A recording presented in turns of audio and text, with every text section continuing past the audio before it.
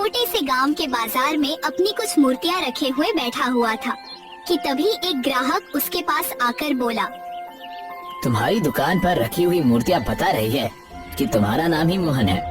आप सही कह रहे, मेरा नाम ही मोहन है। समझ गया भैया, लगता है तुम ही वो प्रसिद्ध मूर्तिकार हो जिसके बारे में केशव नगर राज्य का हर व्यक्ति बात करता है। ऐसा नहीं है भैया, मैं तो बस अपना काम अच्छी तरह से करता हूँ। लोग तो बस मेरी प्रशंसा ऐसे ही करते हैं। मोहन की बात सुनकर ग्राहक मुस्कुराते हुए मोहन के हाथों की बनाई हुई एक सुंदर मूर्ति को देखता हुआ बोला, मुझे ये मूर्ति बहुत ज्यादा पसंद है। दरअसल मैं हरियालीपुर गांव का रहने वाला हूँ। हमारे गांव में जमींदार की बेटी की शादी है और जमींदार को एक मूर्ति भेंट करना चाहता हूँ। इस मूर्ति के दाम कितने लोगे? वैसे तो ये मूर्ति मैं 200 स्वर्ण मुद्राओं में बेचना चाहता था, परंतु तुम दूसरे गांव से मूर्ति खरीदने के लिए केवल मेरे ही पास आए हो, इसलिए मैं इस मूर्ति को तुम्हें 100 स्वर्ण मुद्रा में दे दूंगा। मोहन की बात सुनकर ग्राहक ने 100 स्वर्ण मुद्राओं की पोटली मोहन को पकड़ा दी और मूर्ति लेकर वहाँ से चला गया। शाम को अपने घर लौट आया और 100 स्वर्ण मुद्राएं अपनी 20 वर्षीय बहन जानकी को देता हुआ बोला, ये लो जानकी, इन स्वर्ण मुद्राओं को तिजोरी में रख देना। जानकी 100 स्वर्ण मुद्राएं लेकर तिजोरी में रखने के लिए चली गई। तभी वहाँ पर मोहन के गांव का मुखिया आ पहुँचा। मुखिया को देखकर मोहन बोला, अरे मुखिया जी, आप अभी शाम के समय, सब कुछ ठीक तो है? हाँ मोहन, तुम्हारी प्रार्थना से सब कुशल मंगल है। यहाँ से गुजर रहा था तो सोचा तुमसे मिलता चलूं। बहुत अच्छा किया मुखिया जी। मोहन, तुम्हारी प्रसिद्धि दिन ब दिन बढ़ती जा रही है। तुम्हें शायद अंदाजा भी नहीं है कि कुछ दिनों पहले मैं किशनगढ़ राज्य गया था और किशनगढ़ राज्य में भी तुम्हारी मूर्ति के किस्से सुन रहा था। मैं तो आश्चर्य में पड़ गया, लेकिन आश्चर्य के साथ साथ मुझे बहुत प्रसन्नता भी हुई, क्योंकि तुम्हारी वजह से इस गांव का नाम भी प्रसिद्ध हो रहा है। तभी वहाँ पर मोहन की बहन जानकी आ पहुँची और मुस्कुराते हुए मुखिया की ओर देखकर बोली, मेरे भैया मूर्ति बनाते ही इतनी अच्छी है कि कोई भी उस मूर्ति की तारीफ किए बगैर नहीं रहता। तुम सही कहती हो जानकी। अब वो दिन दूर नहीं जब मोहन की मूर्ति बनाने के चर्चे महल तक में पहुँचेंगे। इतना बोलकर मुखिया मोहन की ओर देखकर बोला, लेकिन अब तुम्हें सावधान रहना होगा मोहन। मुखिया की बात सुनकर मोहन बुरी तरह से चौंकता हुआ बोला, सावधान? लेकिन किससे मुखिया जी? हमारे ही गांव में रहने वाले बिरजू मूर्तिकार से। मोहन, तुम नहीं जानते कि बिरजू तुमसे अंदर ही अंदर कितना जलता है। सच तो यह है कि उसके हाथों की बनाई हुई मूर्ति कोई नहीं खरीदता है और ना ही कोई उसकी कारीगरी की प्रशंसा करता है। बिरजू को मुझसे जलना नहीं चाहिए मुखिया जी। हाँ, ये सच है कि उसके हाथों की बनाई मूर्ति कम बिकती है, लेकिन उतना ही सच ये भी है कि बिरजू बहुत कुशल कारीगर है और वो अच्छी मूर्तियां बनाता है। मोहन, जिस तरह से बिरजू तुम्हें क्रोध भरी निगाहों से देखता है, मुझे डर है कि कहीं वो तुम्हारे खिलाफ कोई षड्यंत्र न रच दे, इसलिए तुम मुझसे सावधान रहना। मैं केवल यही बताने के लिए तुम्हें यहाँ तक आया था। इतना बोलकर मुखिया वहाँ से चला गया। अगले दिन मोहन अपने घर से मूर्तियाँ लेकर अपने गांव के बाजार में चला गया। तभी वहाँ पर बिरजू आ पहुँचा। बिरजू मोहन की ओर देखकर बोला, कैसे हो मोहन? मैं तो सही हूँ बिरजू, तुम बताओ तुम कैसे हो? तुम्हारे होते हुए मैं कैसा हो सकता हूँ मोहन? जब तक तुम्हारी किस्मत के सितारे बुलंद है, तब तक मेरी किस्मत के सितारे गर्दिश में ही रहेंगे। देखो बिरजू, मैं जानता हूँ कि तुम एक कुशल कारीगर हो और बहुत मेहनत से मूर्तियाँ बनाकर तैयार करते हो, और तुम्हारी इतनी मेहनत करने के बावजूद भी तुम्हारी मूर्तियाँ नहीं बिकती। परंतु विश्वास रखो, मैं हमेशा तुम्हारे लिए प्रार्थना करता हूँ और मुझे विश्वास है कि तुम्हारी मूर्तियाँ भी एक दिन मेरी मूर्तियों से ज्यादा बिकेगी। ये सब कहने और सुनने की बात है मोहन। मेरे सामने ज्यादा अच्छे बनने का ढोंग मत करो। मैं मुखिया नहीं हूँ जो तुम्हारी चिकनी चुपड़ी बातों में आ जाऊंगा। देखो बिरजू, कल ही मुझे मुखिया जी बता रहे थे कि तुम अंदर ही अंदर मुझसे जलते हो। आखिर तुम्हें मुझसे क्या जलन है बिरजू? देखो मोहन, मैं तुमसे अच्छी मूर्तियाँ बनाता हूँ और तुमसे अच्छा और कुशल कारीगर हूँ, लेकिन उसके बावजूद भी मेरी मूर्तियाँ नहीं बिकती क्योंकि तुमने मुझे बदनाम कर रखा है। मेरी बात ध्यान से सुनो मोहन। मुझे सूचना मिली है कि कल राजा विक्रम की पुत्री राजकुमारी चंद्रलेखा मंत्री जगन्नाथ के साथ इस गांव में तुमसे मिलने के लिए आ रही है। तुम्हारी प्रसिद्धि के चर्चे अब महल तक में गूंज रहे हैं, लेकिन मैं चुप नहीं बैठूंगा। मैं राजकुमारी चंद्रलेखा के सामने साबित कर दूंगा कि मैं तुमसे कुशल और बेहतर मूर्तियां बना सकता हूँ। इतना बोलकर बिरजू वहाँ से चला गया। शाम को मोहन अपने घर की ओर जाने लगा। मोहन अपने गांव में पहुंचा ही था कि तभी रास्ते में उसे गांव का मुखिया मिल गया। मुखिया मोहन की ओर देखकर बोला, अच्छा हुआ मोहन, तुम मुझे यहाँ पर मिल गए। मैं तुमसे ही मिलने तुम्हारे घर पर आ रहा था। क्या हुआ मुखिया जी? मोहन, कल राजा विक्रम की इकलौती पुत्री चंद्रलेखा अपने मंत्री जगन्नाथ के साथ तुमसे मिलने के लिए आ रही है। राजकुमारी चंद्रलेखा अपनी स्वयं की मूर्ति बनवाना चाहती है। हाँ मुखिया जी, आज प्रातःकाल ही मुझे बिरजू ने इस बारे में बताया था। मेरी पूरी बात सुनो मोहन। बिरजू को इस बारे में इसलिए मालूम है कि एक सैनिक तुम्हारे बारे में ही गांव के बाजार में पूछताछ कर रहा था। पूछताछ करने के दौरान ही बिरजू उस सैनिक से टकरा गया। बिरजू ने उस सैनिक से खुद को तुमसे बेहतर मूर्ति का कारीगर बताया और तुम्हारे बारे में काफी कुछ झूठ भी बोला। बिरजू की बात सुनकर सैनिक बिरजू से ये कहकर गया कि वो राजकुमारी चंद्रलेखा को तुम्हारे साथ साथ बिरजू के बारे में भी बताएगा और राजकुमारी चंद्रलेखा को इस बात के लिए मनाएगा कि वो तुम्हारे और बिरजू के बीच एक प्रतियोगिता रखे। मतलब तुम्हें और बिरजू को राजकुमारी चंद्रलेखा की मूर्ति बनानी होगी और जिसके हाथ की भी मूर्ति राजकुमारी चंद्रलेखा को पसंद आएगी, राजकुमारी चंद्रलेखा उसे इतनी ढेर स्वर्ण मुद्राएं देगी कि उसके साथ नस्लों को काम करने की आवश्यकता नहीं पड़ेगी। मुखिया की बात सुनकर मोहन गहरी सोच में डूबता हुआ मुखिया की ओर देखकर बोला, समझ गया मुखिया जी। इसलिए बिरजू आज मुझसे कह रहा था कि वो राजकुमारी चंद्रलेखा के सामने साबित कर देगा कि वो मुझसे बेहतर मूर्ति बनाने का कारीगर है। मुखिया जी, मुझे इस बिरजू से कोई डर नहीं और ना ही मैं बिरजू से अच्छा मूर्ति बनाने का कारीगर होने का दावा करता हूँ। मैं कल भी ये कहता था और आज भी ये कहता हूँ कि मैं बस अपना काम मेहनत और ईमानदारी से करता हूँ।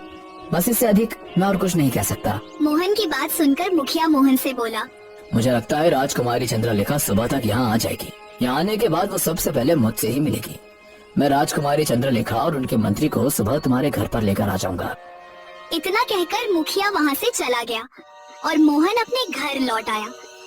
मोहन को गहरी चिंता में डूबे हुए देखकर उसकी बहन जानकी उससे बोली, क्या हुआ भैया? आज आपके चेहरे पर ये चिंता की लकीरें क्यों झलक रही है? मोहन अपनी बहन को सारी घटना बताते हुए बोला, कल राजकुमारी चंद्रलेखा अपने मंत्री के साथ हमारे घर पर आएंगी। चिंता मत कीजिए भैया, चिंता तो बिरजू को करने की आवश्यकता है। मुझे पूरा विश्वास है कि बिरजू आपसे अधिक सुंदर राजकुमारी चंद्रलेखा की मूर्ति नहीं बना पाएगा। अपनी बहन की बात सुनकर मोहन मुस्कुराता हुआ चारपाई पर लेट गया। अगली सुबह बिरजू सोकर उठा ही था कि तभी उसके घर की कुंडी कोई जोर जोर से खटखटाने लगा। मोहन तुरंत अपने घर से बाहर चला गया। बाहर आकर मोहन ने देखा कि उसके दरवाजे पर मुखिया राजकुमारी चंद्रलेखा और मंत्री जगन्नाथ खड़े हुए थे। राजकुमारी चंद्रलेखा मोहन की ओर देखकर बोली, तो तुम ही हो मोहन, एक विचित्र कुशल मूर्तिकार जिसकी प्रशंसा राज्य में घूमते हुए महल तक जा पहुंची। प्रशंसा के लिए आपका बहुत बहुत धन्यवाद राजकुमारी। असली प्रशंसा तो मैं तुम्हारी तब करूंगी जब तुम प्रतियोगिता में जीत जाओगे। राजकुमारी चंद्रलेखा की बात सुनकर मोहन और मुखिया राजकुमारी चंद्रलेखा को सवालिया नजरों से देखने लगे। राजकुमारी उन दोनों की ओर देखकर बोली, मैं जानती हूँ तुम्हारे मन में यही प्रश्न चल रहा होगा कि किस बात की प्रतियोगिता। दरअसल मेरे सैनिक ने मुझे बताया, इसी गांव में बिरजू नाम का एक और मूर्तिकार रहता है जिसका दावा है कि वो तुमसे बेहतर मूर्तियाँ बनाता है। राजकुमारी चंद्रलेखा ने इतना कहा ही था कि तभी वहाँ पर बिरजू भी आ पहुँचा। राजकुमारी चंद्रलेखा बिरजू को देखकर बोली, क्या तुम तैयार हो? हाँ राजकुमारी, मैं तैयार हूँ। कुछ ही देर में मोहन, मुखिया, राजकुमारी चंद्रलेखा, मंत्री जगन्नाथ और दो सैनिक एक बगीचे में खड़े हुए थे। राजकुमारी चंद्रलेखा एक वृक्ष के नीचे बैठी हुई थी। मोहन और बिरजू राजकुमारी चंद्रलेखा को देखते हुए उसकी मूर्ति बनाने में मग्न थे। कुछ ही देर में बिरजू और मोहन ने सुंदर मूर्ति बनाकर तैयार कर दी। राजकुमारी चंद्रलेखा मंत्री जगन्नाथ के साथ धीरे धीरे कदमों से दोनों मूर्तियों के पास चली। राजकुमारी चंद्रलेखा बिरजू के हाथ की बनी हुई मूर्ति को देखकर प्रसन्न होती हुई बिरजू से बोली, तुमने तो बिल्कुल हूबहू मेरी ही जैसी दिखने वाली मूर्ति तैयार कर दी। ऐसा लगता है जैसे कि मैं आईने में अपना ही अक्स देख रही हूँ। राजकुमारी के मुंह से अपनी प्रशंसा सुनकर बिरजू का मन गदगद हो उठा। बिरजू के हाथ की बनाई हुई मूर्ति को देखने के बाद राजकुमारी चंद्रलेखा मोहन की बनाई हुई मूर्ति की ओर देखने लगी। मगर जैसे ही राजकुमारी चंद्रलेखा की नजर मोहन की बनाई हुई मूर्ति पर पड़ी, राजकुमारी चंद्रलेखा की आंखें आश्चर्य से फटी के फटी रह गई। उसके चेहरे पर क्रोध झलकने लगा। राजकुमारी चंद्रलेखा मोहन से बोली, तुमने ये किसकी मूर्ति बना दी? क्या ये मूर्ति तुम्हें मेरे जैसी दिखती है? मोहन ने जैसे ही उस मूर्ति को देखा वो बुरी तरह से चौंक पड़ा, क्योंकि मोहन ने जो मूर्ति बनाई थी वो राजकुमारी चंद्रलेखा की नहीं बल्कि किसी और स्त्री की थी। मोहन राजकुमारी चंद्रलेखा की ओर देखकर आश्चर्य से बोला, विश्वास कीजिए राजकुमारी, मैंने तो आपकी मूर्ति बनाई थी। ये कैसे बन गई मुझे नहीं पता। तभी एक गांव का व्यक्ति जो कि वहां से गुजर रहा था वहां आ पहुंचा और मोहन की बनाई हुई उस मूर्ति को देखकर बोला, ये मूर्ति तो बहुत सुंदर है। इसकी सुंदरता के आगे राजकुमारी की सुंदरता कुछ भी नहीं। इतना कहकर वह व्यक्ति वहां से चला गया। अपने सामने दूसरी स्त्री की सुंदरता की प्रशंसा सुनकर राजकुमारी चंद्रलेखा क्रोधित होती हुई मंत्री जगन्नाथ से बोली, मंत्री जी, मोहन को इसी समय बंदी बनवा लिया जाए। इसने मेरी सुंदरता का अपमान किया है। इसने ऐसी हरकत जानबूझकर की है। ये मूर्तिकार अपने आप को समझता क्या है? नहीं राजकुमारी, मेरी बात का विश्वास कीजिए, मुझे नहीं पता ये मूर्ति कैसे बन गई। तभी बिरजू कुटिल मुस्कान से राजकुमारी चंद्रलेखा से बोला, राजकुमारी ये झूठ बोल रहा है, इसने ऐसा जानबूझकर किया है। मंत्री जगन्नाथ अपने दोनों सैनिकों से बोला, देखते क्या हो, मोहन को बंदी बना लो और इसे कारागार में बंद कर दो। यह सुनकर मोहन बुरी तरह से घबरा गया। मोहन जानता था कि अगर सैनिकों ने उसे बंदी बनाकर कारागार में डाल दिया तो राजकुमारी चंद्रलेखा उसे मौत के घाट उतरवा देगी, क्योंकि राज्य के सभी वास जानते थे कि राजकुमारी चंद्रलेखा और उसकी माँ एक क्रूर शासिका थी, क्योंकि केशव नगर राज्य में किसी राजा का नहीं बल्कि एक रानी का शासन था। मोहन अपने शरीर की पूरी ताकत लगाकर वहाँ से भागने लगा। देखते ही देखते वह उन सब की आंखों से ओझल हो गया। राजकुमारी चंद्रलेखा को इस बात की बिल्कुल भी उम्मीद नहीं थी। वह क्रोध से तमतमाती हुई मंत्री जगन्नाथ से बोली, मंत्री जी, मोहन तो भाग गया। अपने गुप्तचर और सैनिक उसके पीछे लगा दीजिए। मुझे किसी भी हालत में मोहन चाहिए। इतना बोलकर राजकुमारी चंद्रलेखा मोहन की बनाई हुई उस सुंदर स्त्री की मूर्ति को देखती हुई बोली, कोई भी मूर्तिकार किसी स्त्री को बगैर देखे इतनी सुंदर मूर्ति नहीं बना सकता। मोहन ने अगर इस सुंदर स्त्री की मूर्ति बनाई है तो ये सुंदर स्त्री अवश्य ही इस संसार में कहीं न कहीं होगी, और मुझे शक है कि मोहन उसे जानता है। मुझे यह स्त्री भी चाहिए। राजकुमारी चंद्रलेखा, तो फिर मोहन के हाथ की बनाई हुई मूर्ति को महल में ले चलिए। इस मूर्ति को मैं अपने गुप्तचरों को दिखा दूंगा और इसकी खोज में सारे राज्य में फैला दूंगा। तभी बिरजू राजकुमारी चंद्रलेखा से बोला, राजकुमारी चंद्रलेखा, मोहन आपके साथ धोखा करके भाग गया। उसने आपका अपमान भी किया, लेकिन मैंने आपकी मूर्ति बनाकर आपका मान जीता है, इसलिए अब मुझे आप इनाम दे दीजिए। बिरजू राजकुमारी चंद्रलेखा के स्वभाव को नहीं जानता था। राजकुमारी चंद्रलेखा अंदर से गुस्से से भरी हुई थी। राजकुमारी चंद्रलेखा गुस्से से अपने दोनों सैनिकों से बोली, बिरजू को उसके इनाम दे दो। राजकुमारी चंद्रलेखा का आदेश सुनकर एक सैनिक ने अपनी तुरंत तलवार निकाल ली और बिरजू की गर्दन के ऊपर वार कर दिया। बिरजू चिल्लाते हुए जमीन पर गिरकर ढेर हो गया। राजकुमारी चंद्रलेखा मंत्री जगन्नाथ मोहन की बनाई हुई मूर्ति को लेकर महल की ओर रवाना हो गए। मुखिया बिरजू की लाश को देखकर अफसोस भारी स्वर में बोला, तुम वास्तव में मूर्ख थे बिरजू, जो स्थिति को समझ ही नहीं पाए। आखिर तुम्हें क्या जरूरत थी इनाम मांगने की? वैसे भी जो किसी के लिए बुरा सोचता है उसके साथ बुरा ही होता है। इधर मोहन घने जंगल की ओर लगातार भागे जा रहा था। भागते भागते मोहन के पांव जवाब दे चुके थे। उसका गला प्यास से सूखा जा रहा था। तभी उसकी नजर एक तालाब पर पड़ी। मोहन दौड़ता हुआ उस तालाब के पास जाकर उस तालाब का पानी पीने लगा। पानी पीने के बाद मोहन कुछ देर तक जंगल में इधर उधर देखता रहा और अपने आप से बोला, मैं तो बुरी तरह से फंस गया। आखिर मुझे समझ नहीं आ रहा कि वो मूर्ति मुझे बन कैसे गई। मैं तो राजकुमारी चंद्रलेखा की मूर्ति बना रहा था। अब अगर मैं गांव वापस गया तो मारा जाऊंगा, लेकिन मेरी बहन जानकी भी घर पर अकेली होगी। कहीं ऐसा ना हो कि राजकुमारी चंद्रलेखा अपना गुस्सा कहीं मेरी बहन पर ना उतारते। नहीं, मुझे अपनी बहन को बचाना होगा, लेकिन कैसे? इतना बोलकर मोहन फिर से गहरी सोच में गुम हो गया। कुछ देर बाद वह अपने आप से बोला, एक काम करता हूँ, मैं रात के समय मुखिया जी के घर पर जाऊंगा और अपनी बहन को मुखिया के घर पर ही बुलवा कर इस राज्य को हमेशा के लिए छोड़कर भाग जाऊंगा। मोहन ने इतना कहा ही था कि तभी उसके कानों में एक भारी आवाज टकराई। वीर पुरुष कभी भागा नहीं करते, वह कठिन परिस्थितियों का सामना किया करते हैं।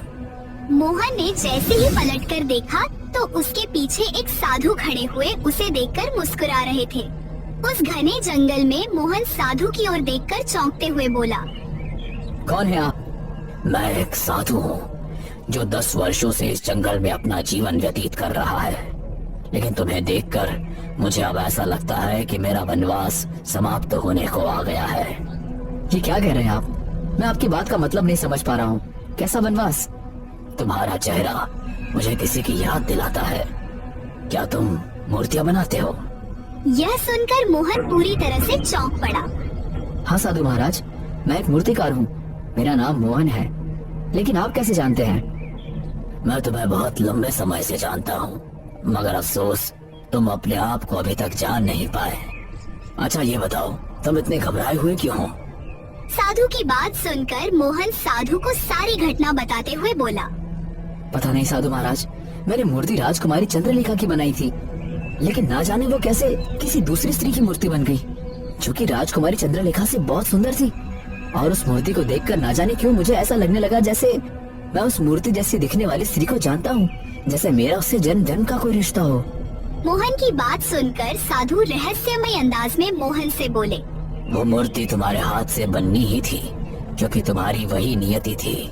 समय आ गया है रहस्य से पर्दा उठाने का। चलो मेरे साथ। कहाँ? यही पास में मेरी कुटिया है। तुम बिल्कुल सही समय पर यहाँ आए हो। आज की रात अमावस की रात है। कुछ ही देर में सारा रहस्य तुम्हारे सामने खुलकर आ जाएगा। मोहन साधु के साथ उसकी कुटिया में पहुंच गया। कुटिया में पहुंचकर साधु हाथ में एक कलश में जल लेकर मोहन को पकड़ाते हुए बोले, इस जल को पी लो। जैसे ही तुम इस जल को पियोगे तुम्हें सब कुछ याद आ जाएगा।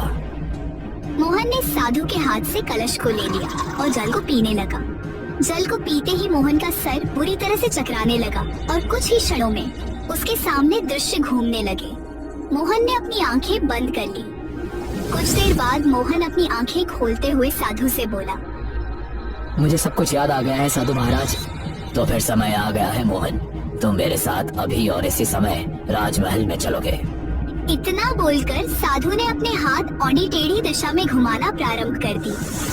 कुछ ही देर में एक गोल आकार का द्वार जो रंग बिरंगी किरणों से चमक रहा था वहाँ पर बन गया। साधु उस द्वार को देखकर मोहन से बोले, जैसे ही हम दोनों इस द्वार को पार करेंगे सही स्थान पर पहुँच जाएंगे। इधर राजकुमारी चंद्रलेखा मंत्री जगन्नाथ के साथ अपने महल तक आ पहुंची।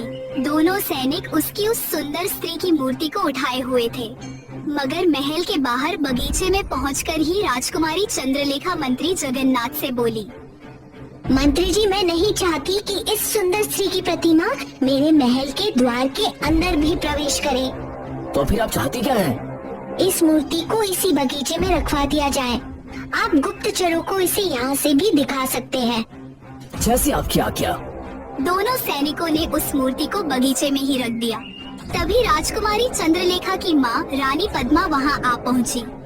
रानी पद्मा चंद्रलेखा की ओर देखकर बोली, मैं तुम्हारा कब से प्रतीक्षा कर रही थी राजकुमारी। आखिर तुम्हें आने में इतनी देर कैसे लग गई?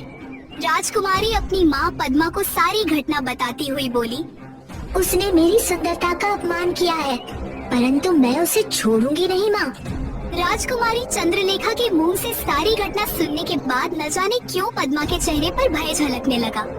पद्मा तुरंत तेज कदमों से चलती हुई उस मूर्ति के नजदीक चली गई, जिस मूर्ति को सैनिकों ने कुछ देर पहले बगीचे में रखा था। उस मूर्ति को देखकर रानी पद्मा की आंखें डर और दहशत से फटी की फटी रह गई और वह अविश्वास भरी नजर से उस मूर्ति की ओर देखती हुई बोली, नहीं, यह संभव है, ऐसा नहीं हो सकता। अपनी माँ के डरा हुआ चेहरा देखकर राजकुमारी चंद्रलेखा और मंत्री जगन्नाथ आश्चर्य में पड़ गए। आप इतनी क्यों डर गई माँ? राजकुमारी सही कह रही है महारानी। आप तो इस मूर्ति को ऐसे देख रहे हैं मानो कि आप इस मूर्ति जैसी दिखने वाली स्त्री को अच्छी तरह से जानती हो। हाँ मंत्री जगन्नाथ, तुमने सही कहा। मैं इस मूर्ति जैसे दिखने वाली स्त्री को बहुत अच्छी तरीके से जानती हूँ। यह कोई और नहीं बल्कि स्वप्न लेखा है, जो अपने समय की अद्भुत सुंदरी हुआ करती थी, और इसे मैंने अपने हाथों से मारा था। मुझे बताओ, आखिर इस मूर्ति को किस मूर्तिकार ने बनाया है? मोहन नाम के मूर्तिकार ने, जिसकी प्रसिद्धि हमारे राज्य में काफी समय से फैली हुई है। इसका मतलब उस साधु ने जो कहा था वो हो गया। ये आप क्या कह रही हैं माँ? कौन स्वप्न लेखा? कौन साधु? राजकुमारी चंद्रलेखा की बात सुनकर रानी पद्मा चंद्रलेखा की ओर देखकर डरे हुए अंदाज में बोली, स्वप्न लेखा मेरी सौतेली बहन थी। ये बात आज से 30 वर्ष पुरानी है, जब मैं इस राज्य की राजकुमारी हुआ करती थी। स्वप्न लेखा मेरे पिता की दूसरी पत्नी की पुत्री थी और पूरे राज्य में सबसे सुंदर थी। उसकी सुंदरता के चर्चे दूर दूर तक राज्य में फैले हुए थे। हम दोनों का बचपन साथ ही बीता और हम दोनों साथ साथ ही जवान हुए।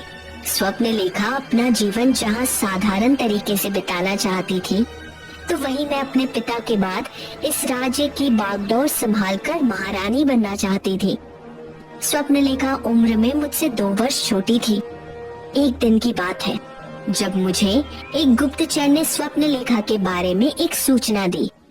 दोपहर के समय राजकुमारी पद्मा अपने बगीचे में सुंदर फूलों को देख रही थी कि तभी एक गुप्तचर वहां आकर राजकुमारी पद्मा से बोला, राजकुमारी, आपका शक बिल्कुल सही है। राजकुमारी आपकी सौतेली बहन राजकुमारी स्वप्न लेखा केशव नगर राज्य में एक मूर्तिकार से चुपके मिलती है और वो उस मूर्तिकार से प्रेम करने लगी है। उस मूर्तिकार का क्या नाम है? उस मूर्तिकार का नाम मोहन है। तुमने मुझे ये बात बताकर बहुत अच्छा कार्य किया। वैसे भी मैं राजकुमारी स्वप्न लेखा को अपने रास्ते से हटाने की सोच रही थी, लेकिन मुझे कोई ठोस वजह नहीं मिल रही थी। और इससे बेहतर ठोस वजह क्या हो सकती है कि राजकुमारी का प्रेम प्रसंग एक साधारण मूर्तिकार से हो। लेकिन राजकुमारी पद्मा आपकी सौतेली साधारण जीवन जीना चाहती है, भला आपको उनसे कैसा खतरा हो सकता है? इंसान का मन कब बदल जाए? अब तुम जा सकते हो। गुप्तचर वहां से चला गया। राजकुमारी पद्मा सीधे सेनापति मानसिंह के पास जाकर बोली, हमें पता चला है कि हमारी सौतेली बहन मोहन नाम के एक मूर्तिकार से प्रेम करती है और वो चुपके मिलती है। उसने राजमहल के नियमों को तोड़ा है, जिसका दंड मौत की सजा है। जाओ, जाकर मोहन और राजकुमारी स्वप्न लेखा को बंदी बनाकर घसीटते हुए महल में लेकर आओ। ये आप क्या कह रही हैं? राजकुमारी स्वप्न लेखा आपकी बहन है। जानती हूँ। देखो, पिताजी बीमार है। उनके स्वर्गवास के बाद इस राज्य की सत्ता की बागडोर मैं ही संभालूंगी, तो तुम अभी से मेरे आदेशों का पालन करना प्रारंभ कर दो। राजकुमारी पद्मा की बात सुनकर सेनापति मानसिंह सैनिकों को लेकर वहां से चला गया।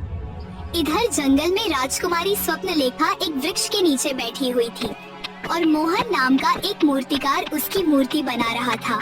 तभी वहां पर एक साधु आ पहुंचा और मोहन की ओर देखकर बोला, ये तुम क्या कर रहे हो? साधु महाराज, मैं राजकुमारी स्वप्न लेखा की मूर्ति बना रहा हूँ। मैं तुम्हें जानता हूँ। तुम्हारे अंदर एक विचित्र कला है। तुम एक विचित्र मूर्तिकार हो, लेकिन तुम आग से खेल रहे हो। राजकुमारी स्वप्न लेखा की सौतेली बहन राजकुमारी पद्मा वैसे भी अंदर ही अंदर राजकुमारी स्वप्न लेखा की सुंदरता से बहुत जलती है और वह उसे रास्ते से हटाने के बारे में हमेशा सोचती रहती है। तुम इससे मिलकर उसका रास्ता आसान कर रहे हो। यह सुनकर स्वप्न लेखा चौंक पड़ी और साधु से बोली, लेकिन साधु महाराज, मैं मोहन से प्रेम करती हूँ। क्या प्रेम करना कोई जुर्म है? मैं अपना जीवन एक राजकुमारी की तरह नहीं, बल्कि एक मूर्तिकार की पत्नी बनकर साधारण तरीके से व्यतीत करना चाहती हूँ। मुझे राज का कोई मोह नहीं। क्या ऐसा करना पाप है? नहीं राजकुमारी, तुम्हारी बातों ने मेरे मन को जीत लिया है। अगर तुम्हारा प्रेम सच्चा है तो विश्वास करो, मैं तुम्हारा मिलन मोहन मूर्तिकार से स्वयं कराऊंगा। साधु ने इतना कहा ही था कि तभी वहाँ पर सेनापति अपने सैनिकों के साथ आ पहुँचा और अपने सैनिकों की ओर देखकर बोला, मोहन और स्वप्न लेखा को बंदी बनाकर महल में ले चलो। ये आप क्या कह रहे हैं? क्षमा कीजिए राजकुमारी स्वप्न लेखा, परंतु मैं मजबूर हूँ। मुझे ऐसा करने का आदेश आपकी बहन ने ही दिया है। यह सरासर गलत आदेश है सेनापति। जानता हूँ, लेकिन मैं कुछ नहीं कर सकता। सैनिक राजकुमारी स्वप्नलेखा और मोहन को घसीटते हुए महल की ओर ले जाने लगे। साधु उन दोनों की ओर देखकर बोला, तुम दोनों को चिंता करने की आवश्यकता नहीं है। मैं राजकुमारी पद्मा से बात करूंगा और मैं तुम दोनों को कुछ नहीं होने दूंगा। कुछ ही देर में स्वप्नलेखा और मोहन बंदी बने हुए राजकुमारी पद्मा के सामने खड़े हुए थे। राजकुमारी पद्मा उन दोनों की ओर देखकर बोली, तुम दोनों का प्रेम प्रसंग राजमहल में रहने वालों के लिए एक काला अध्याय है। तुम दोनों को मरना होगा। ऐसा मत करो पद्मा, मैं मोहन से प्रेम करती हूँ। जानती हूँ, लेकिन इस जन्म में तुम्हारा प्रेम सफल नहीं होगा। इतना बोलकर राजकुमारी पद्मा ने सैनिकों की ओर इशारा कर दिया। सैनिक ने तुरंत अपनी तलवार लेकर राजकुमारी स्वप्नलेखा की गर्दन पर वार कर दिया। स्वप्नलेखा ने तड़पते हुए दम तोड़ दिया। मोहन बुरी तरह से तड़पने लगा। तभी उसी सैनिक ने मोहन के गले पर भी वार कर दिया। मोहन भी तड़प तड़प कर मौत की आगोश में समा गया। तभी वहाँ पर साधु आ पहुँचा। मोहन और स्वप्नलेखा की लाशों को देखकर क्रोधित अवस्था में पद्मा की ओर देखकर बोला, तूने बहुत बड़ा पाप किया है राजकुमारी। तुझे तेरे पापों के कर्मों का फल इसी जन्म में भुगतना पड़ेगा। याद रख, स्वप्नलेखा और मोहन का प्रेम सच्चा था। मोहन का अगला जन्म होगा और मोहन अगले जन्म में भी एक मूर्तिकार ही बनेगा। यहाँ तक कि उसका नाम भी मोहन होगा। जिस दिन मोहन स्वप्नलेखा की मूर्ति बनाने में कामयाब हो जाएगा, उस दिन तेरा और तेरे वंश का अंतिम दिन होगा। क्योंकि जिस दिन मोहन मूर्ति बनाने में कामयाब होगा, वो अमावस की रात होगी। मोहन उस मूर्ति को जैसे ही स्पर्श करेगा, वो मूर्ति स्वप्नलेखा में परिवर्तित हो जाएगी और स्वप्नलेखा के हाथों से ही तेरे वंश का अंत होगा और मोहन और स्वप्नलेखा का मिलन होगा। रानी पद्मा की बात सुनकर चंद्रलेखा और मंत्री जगन्नाथ दोनों बुरी तरह से चौंक पड़े। अगले ही पल वहाँ पर एक गोल द्वार, जो कि रंग बिरंगी किरणों से चमक रहा था, प्रकट हो गया।